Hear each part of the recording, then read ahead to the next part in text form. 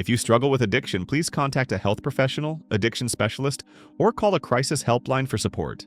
Every year, millions of people enter treatment programs with sincere intentions, complete detox protocols, attend support meetings religiously, and relapse within months. The statistics are devastating. Most traditional approaches fail repeatedly because they address symptoms while ignoring the psychological hunger driving the behavior. What if the real problem isn't weakness, lack of willpower, or moral failing?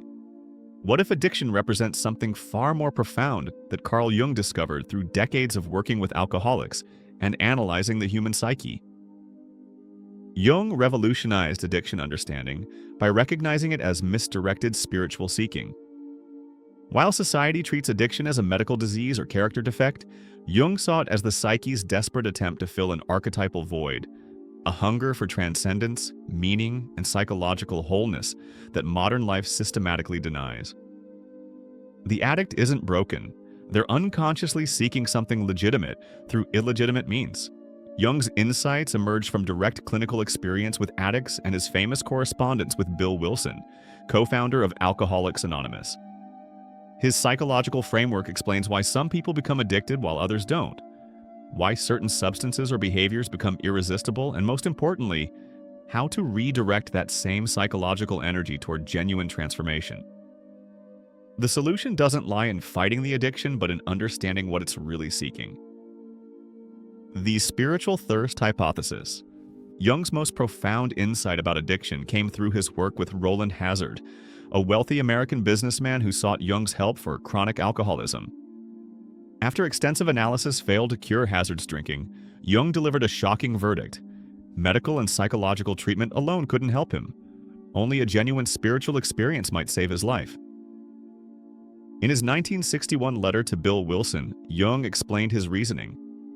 His craving for alcohol was the equivalent on a low level of the spiritual thirst of our being for wholeness, expressed in medieval language, the union with God. Jung recognized that alcoholism, and by extension, all addiction, represents the psyche's attempt to satisfy an authentic spiritual hunger through material means. Modern society creates what Jung called spiritual starvation. Traditional sources of meaning, religion, community, ritual, connection to nature, have largely disappeared, leaving individuals unconsciously hungry for transcendent experience.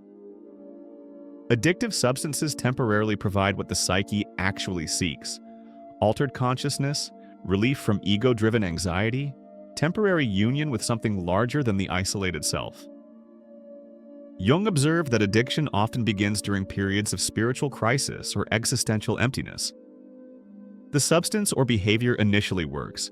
It delivers the psychological relief the person desperately needs.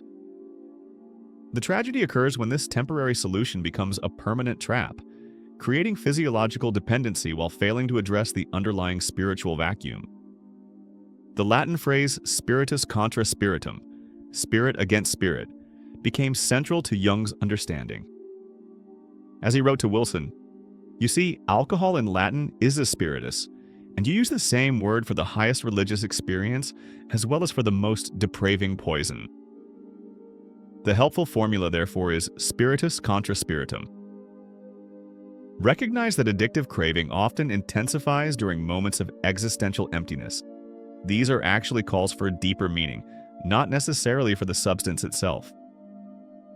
When archetypes possess the psyche, Jung discovered that addiction involves what he termed archetypal possession, unconscious forces taking control of conscious will.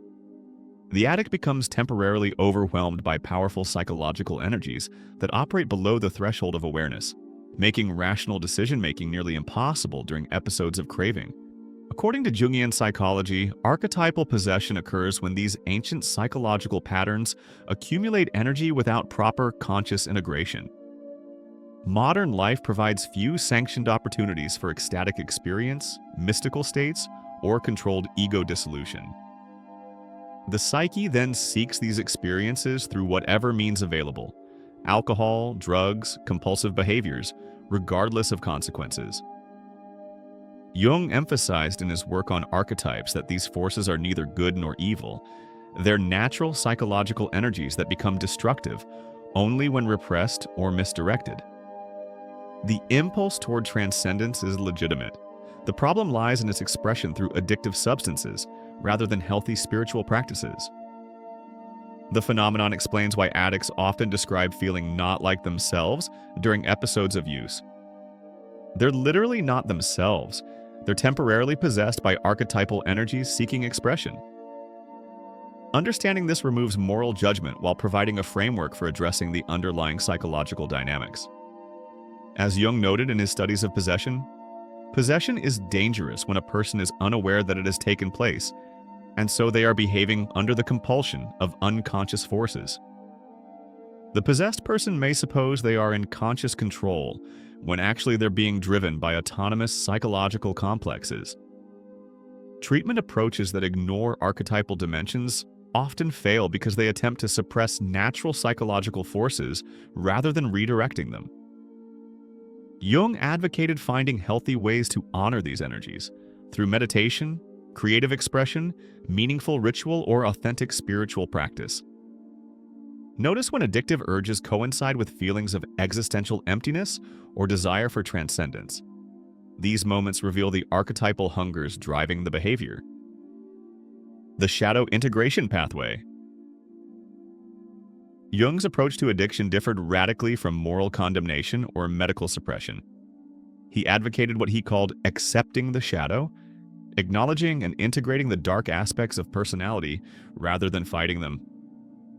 For addicts, this means recognizing the legitimate psychological needs the addiction attempts to meet while finding healthier ways to satisfy them. The shadow in addiction includes not just the destructive behaviors, but also the authentic psychological hungers driving them. Jung recognized that addictive personalities often possess heightened sensitivity, spiritual longing, and capacity for transcendent experience, qualities that become destructive only when expressed through addictive substances. The goal isn't eliminating these qualities, but channeling them constructively. Integration requires what Jung called holding the tension of opposites. Instead of splitting into good sober self versus bad addicted self, the individual learns to contain both impulses consciously. This prevents the psychological splitting that often leads to relapse when suppressed shadow material suddenly erupts. Jung's method involved active imagination, deliberately engaging with personified aspects of the addiction through fantasy, dialogue, or creative expression. By relating to the addiction as an autonomous psychological entity with its own needs and perspectives, individuals can negotiate with it rather than simply fighting it. This approach often reveals the legitimate concerns driving addictive behavior.